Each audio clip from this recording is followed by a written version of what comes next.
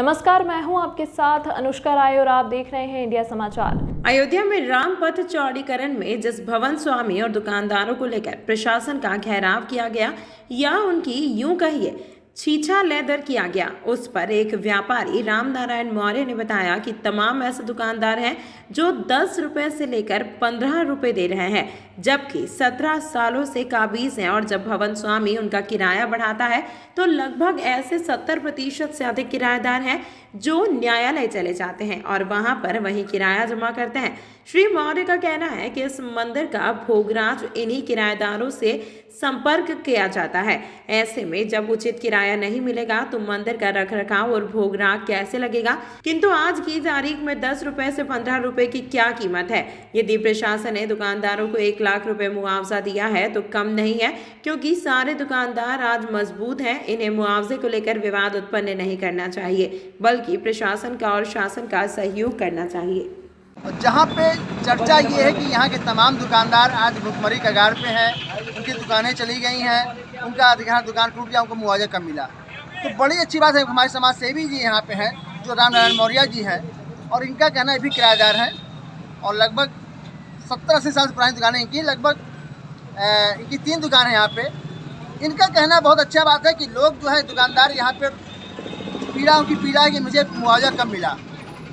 कारण ये है कि यहाँ के तमाम ऐसे दुकानदार हैं जो 70 साल से रह रहे हैं, किराया 10 रुपया 15 रुपये दे रहे हैं, और उससे 10-15 रुपये से क्या हो सकता है, भगवान को भोग राग कैसे लगेगा, तमाम मंदिर का जो जीर्णोद्धार कैसे होगा, बहुत बड़ी समस्या है। आज दुकानदार भले कह रहे हैं कि हम 1 लाख में क्या कैसे बनाए दुकान, तो सवाल इस बात का है कि 1 लाख रुपये आप देख रहे हो, लेकिन जो 70 साल से आप कमा के कंटिन्यू रख रहे हो तो लाखों रुपये का तुम रखे हो, उसका क्या होगा। तुम्हारे भी मैं राम नारायण जी साहब मैं जानना चाहता हूँ, अभी आपने एक बात कहा कि आज यहाँ पे कुछ दुकानदारों के जो पीड़ा है वो कहाँ तक जाएगी सर?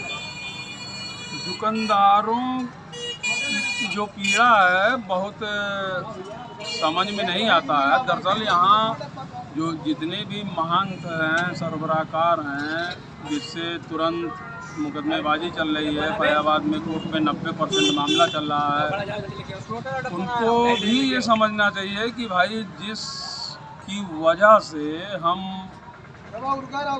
जिसके आशीर्वाद से रह करके 10 रुपया कमा रहा हूँ, अपने परिवार को चला रहा हूँ, अपनी रंगबाजी कर रहा हूँ, 100 रुपये का मसाला खा के थूक रहा हूँ, लेकिन हमको जब किसी पर्व पे, जैसे हमारी अयोध्या रामनवमी पर्व सबसे बड़ा पर्व है, उसमें भी भगवान को 10 रुपये चढ़ाना होता है, तो कोई दुकानदार भगवान का दर्शन करने नहीं जाता है कि हम इस मंदिर की वजह से हमारा पूरा परिवार चल रहा है, हमारी न्योता हकारी पूरी रंगबाजी चल रही है। सर इसी जानते तो यहाँ जैसे जो मेला चलता है, 3 ऐतिहासिक मेला है, रामनवमी है, सावन है, कार्तिक है, बाकी तो मेला तो यहाँ आए थे, मैं देखता हूँ आज दिन भीड़ रहती है, तो पूरा करता है, तो भगवान के तमाम पर्व आते हैं, तो उनमें जो मंदिरों का जो रोग भाग भाई हमारे किराएदारों का क्या फर्ज बनता है, तमाम पर्व आते हैं तो उसमें हमारा क्या सहयोग रहता है।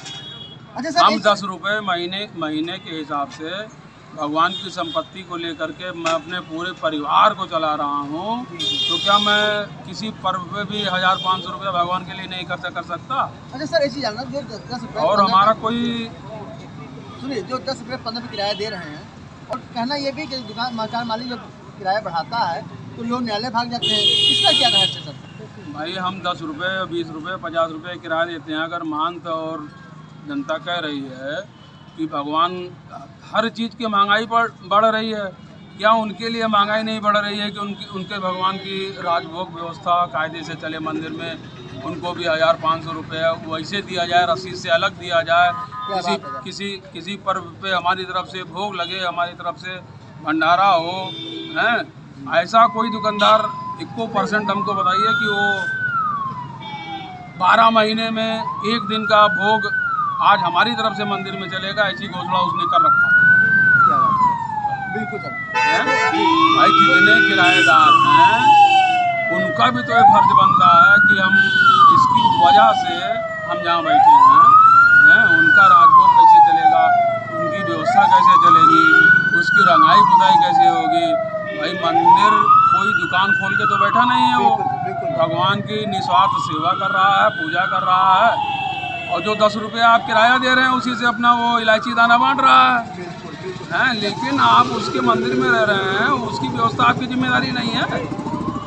केवल आपको 1 लाख रुपए मिला, मुआवजा कम मिला, आप दिए क्या 1 लाख रुपए तो आपको फ्री में मिल गया। क्या बात है। अच्छा सर, बताइए समाज को, जहाँ व्यवसायी हैं, दुकानदार, उनको क्या संदेश देना चाहेंगे अपने माध्यम से? अब क्या संदेश, अब तो सब कुछ बिगड़ आज भी चुका है। लोगों संदेश हमारा ये है कि अपने जो भी जहाँ भी रह रहा है, अपने महंत को नज़रअंदाज ना करते हुए उससे सामंजस्य बनाए, सारे किराएदार ही रहेंगे। कोई किसी को भगा थोड़ी रहा है। अगर कोई 10 रुपया, 20 रुपया, 1000, 2000, लाख, 5 लाख मांग भी रहा है तो उसका उसी की व्यवस्था में लगा के फिर आपको देगा वो है। जो बहुत अच्छी बात मुझे लगी कि हमारे राम नारायण जी ने कहा कि ये पीड़ा जो है, आज दुकानदारों की पीड़ा कोई पीड़ा नहीं है। पीड़ा तो सबसे बड़ी बात है कि उस भवन के स्वामी का है, जिसके मंदिर में भोग राग लग रहा है और इन्हें दुकानदारों के भरोसे अपनी दुकान मंदिर चला रहा है। लेकिन 10 रुपये महीने, 15 महीने किराया बरसों देते चले आ रहे हैं। और एक अभी सुझाव दिया कि अगर हर साल में एक बार आप अपने मंदिर से कि मेरे तरफ से भोग राग लगेगा 1 महीने का, 15 दिन का, तो उससे मंदिर का महंत भी खुश हो जाएगा और दुकानदार भी खुश होगा। तो हमारे बीच में एक समाज सेवी बैठे हुए हैं, ब्रजेश जी, क्या कहना चाहेंगे सर? आज जो राम नारायण जी कहा उस पर आप क्या कमेंट करेंगे? सच कहा और ऐसा जरूरी भी है। और राम नारायण जी ने बहुत अच्छी बात कही। ये जो यहाँ के किराएदार भटके हुए थे उनको भी ज्ञान बुद्धि आएगी उनकी बात से।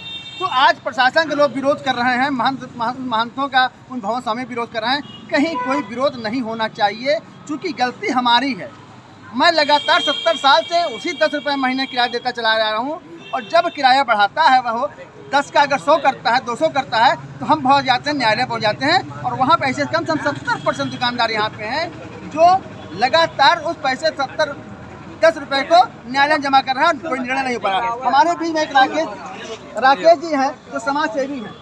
मैं इनको जानना चाहता हूँ सर, आप क्या कहना चाहते हैं कि राकेश जी, आज हमारे रामनारायण जी ने एक अच्छा सुझाव दिया कि आज हम 70 साल से 50 साल से दुकान में रह रहे हैं, जहाँ पे एक आप ही के भरोसे उस मंदिर का जीर्णोद्धार, भोग राग, तमाम जो खर्चे आते हैं उसे देता है। और हम 10 रुपये जो किराया मैं दे रहा हूँ, आप लगातार दे रहे हो 40 साल से, भवन स्वामी का किराया बढ़ा रहा है, 200 रुपये कर दे रहा है, तो दुकानदार व्यवसायी जो है पहुँच जाता है न्यायालय। क्या कहना चाहिए सर?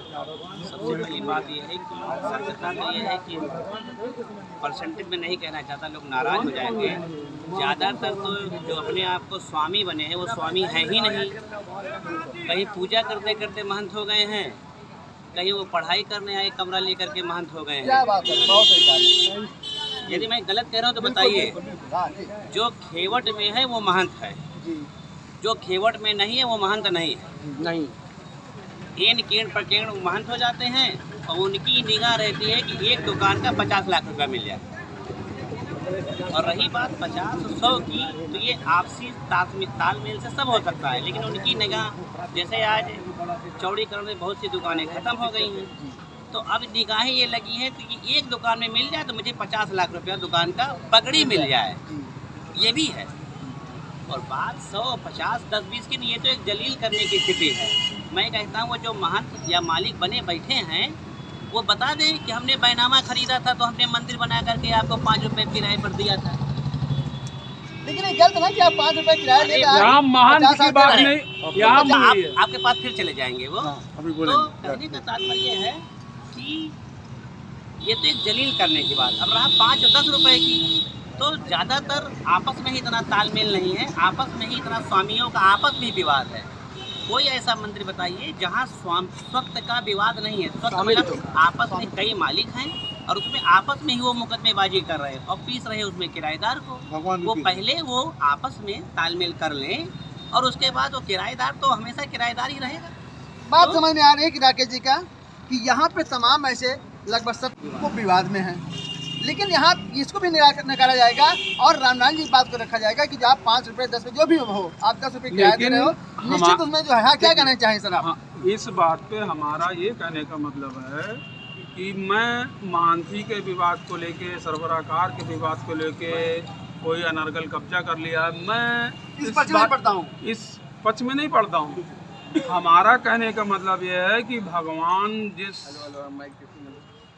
की वजह से, जिसकी संपत्ति पे, भगवान की संपत्ति पे मैं किराएदार हूँ, मैं शीशमहल भगवान सरबराहकार के संपत्ति पे किराएदार हूँ, उनका राजभोग कैसे चले, उस महंत का खर्चा चलने की चिंता हमारी नहीं है। वाह, बिल्कुल, क्या बात है। हमारा भगवान का राजभोग कैसे चले, हमारा फोकस इस पे है। बिल्कुल सर। तो अभी हमारी बात सबसे अच्छी बात है वो विवाद सरकार जाने क्या है, कैसे है, उसको कैसे निपटाएगी, उसके लिए न्यायालय है। हम उसको निपटाने के लिए बैठे नहीं है, इसलिए हम नहीं चर्चा बैठे। नहीं है। तो सवाल इस बात का है, बिल्कुल सही रहा रामनाथ जी ने, राकेश जी की बात भी सही है, लेकिन वो मंदिरों का, मठ मंदिरों का अपने आपस विवाद है। यहाँ पे सबसे बड़ी बात जो हो रही है वो भवन स्वामी मंदिर के भगवान के भोग राग की बात आ रही है। उस भोग राग का कैसे व्यवस्था हो भगवान का, मठ मंदिर के जो महंत हैं उन पर भी न्यायालय की निगाह होनी चाहिए कि कौन सा मंदिर का है, कौन सा महंत भू माफिया है, कौन खनन माफिया है। इस पर प्रशासन को निगाह रखनी पड़ेगी, शासन निगाह रखनी पड़ेगी और ऐसे महंतों पर कार्रवाई करनी चाहिए जिनको आपने संरक्षण दे रखा है और सुरक्षा भी दे रखा है। ऐसे तमाम दर्जनों महंत यहाँ पे हैं, दर्जनों नागाएँ हैं जो एक गुंडा माफिया निश्चित उनको देखा जाए, कुंडली निकाला जाए तो उनके बैकग्राउंड में देखा जाए तो कहीं ना कहीं कत्ल करके यहाँ पर रह रहे हैं, किसी महंत का कब्जा करके। तमाम मंदिर नाम नहीं लेना चाहता हूँ, ऐसे तमाम मंदिर हैं जो अपने महंतों की हत्या करके, अपने गुरु की हत्या करके उस गद्दी पर बैठे हुए हैं। तो ऐसे पर लोगों की इनकी इतिहास खंगालनी पड़ेगी और उन्हें सीधे उनको जेल भेजना पड़ेगा और तब इस मंदिर का जो जीर्णोद्धार हो रहा है एक ऐसे सही महंत को दिया जाए। या प्रशासन यहाँ के सहमत से बिल्कुल चाहता हूँ कि सरकार इस मंदिरों को अधिग्रहण करे। तमाम जिस तरह से भी बहुत कई साल पहले उठा था कि तमाम ऐसे पुराने मठ मंदिर जो हैं उनको रखा जाएगा और जो विवादित हैं उनको अधिग्रहण करके और इन महंतों को सीधे वहाँ पे माझम भेज दिया जाए, जहाँ पे कुटी बना करके जहाँ भजन करें। उनको राइफल लेके चलने की, एसी में रहने की वो नहीं है।